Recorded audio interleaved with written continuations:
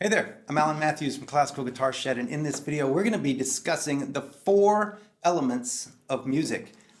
What they are, why they are, how they interplay, and how you can use this to make everything you play more beautiful. These are the levers that move music, so whenever you know them, then you can play with them and make more beautiful music. If you enjoy it, please subscribe to this channel, and we'll do it again sometime. So while music does have an emotional component, playing from the heart, soulful, all these things, it's also physics.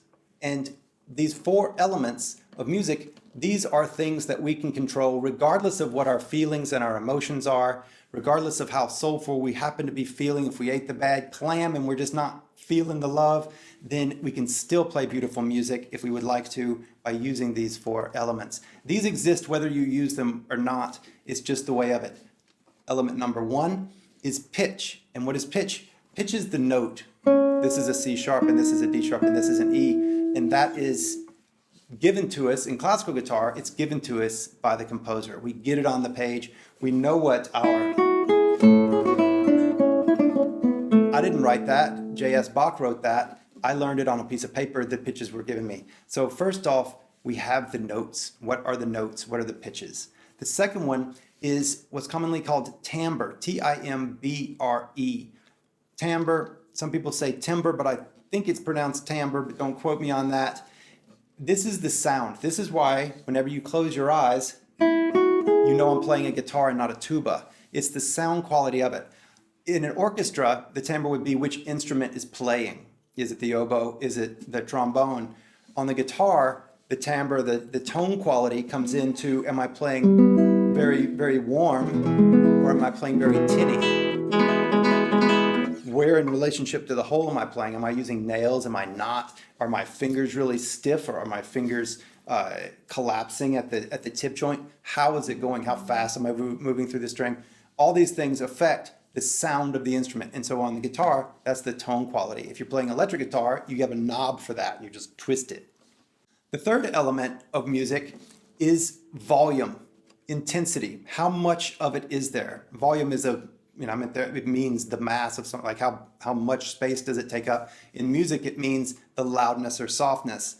And so then for each note, we have a loudness and a softness. Things could get louder. They could get quieter. And we can decide that for everything that we're playing. The notes that pop out, accents.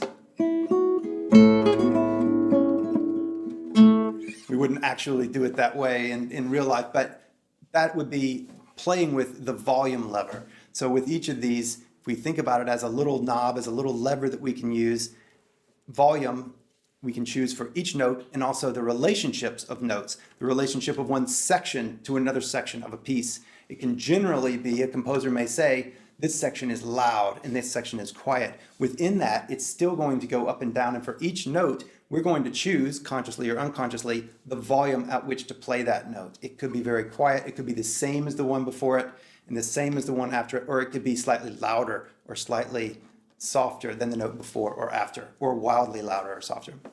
So this is volume. The fourth element is time, and time involves rhythm. So if we're playing a piece of music, this piece of music I'm playing here, this is a Bach Allemande from the Third Cello Suite.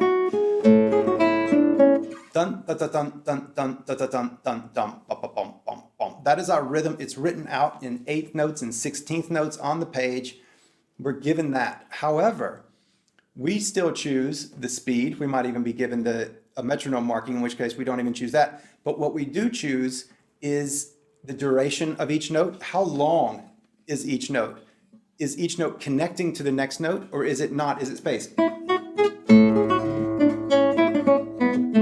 Is there space in there? How long is each note? That has to do with time. Does it slow down? Does it speed up? That has to do with time, right? So anything to do with time, rhythmic placement.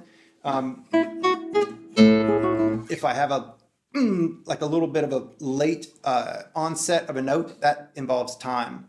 So these are the 4. We have the pitch, we have the timbre or the sound tone quality, we have volume, and we have time and rhythmic placement, duration, all of these. So now comes the question is, what do you do with these, right? And what to do with these is you combine them.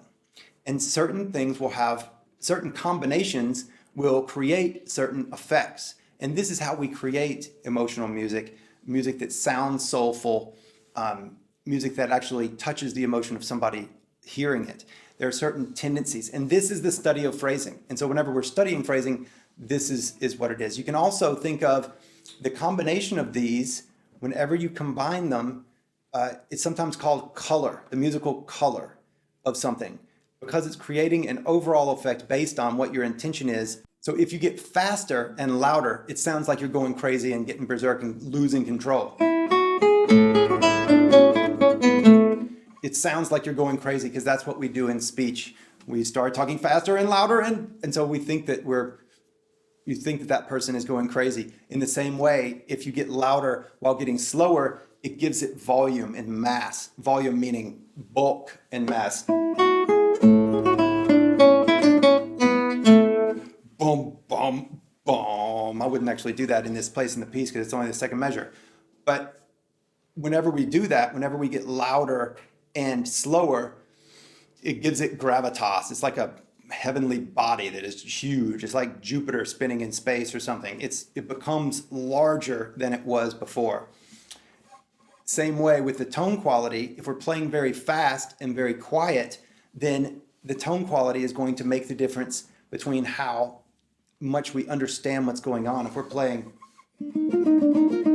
very smooth and connected with a very warm, woolly tone while going fast and very quiet, it can be difficult to hear what's actually going on. So playing very fast and playing very quiet, it's better to have a thinner, more metallic sound, because then you can hear the onset of each note better and you can understand what's being played better with that combination. So, and there are any combinations of all of these, so can make or break the piece that you're playing. So depending on what it is that you're wanting to communicate, what it is that the music is doing, there is oftentimes a best option for what it is that you're doing. Do I get slower? Do I get louder? Do I get more bright with my tone? Do I get warmer with my tone? But these are the four levers. Whatever we're doing, these are the four that are going to control everything that we do. We can think about it in other terms, but ultimately we're controlling volume, we're controlling the time and all aspects of time, all aspects of volume, the pitches and the timbre or the tone quality. All right, these are the four elements. I hope you've enjoyed it. Go play with that and have some fun. And I hope you enjoyed it. Please subscribe to this channel and we'll talk to you again soon. All right, bye-bye.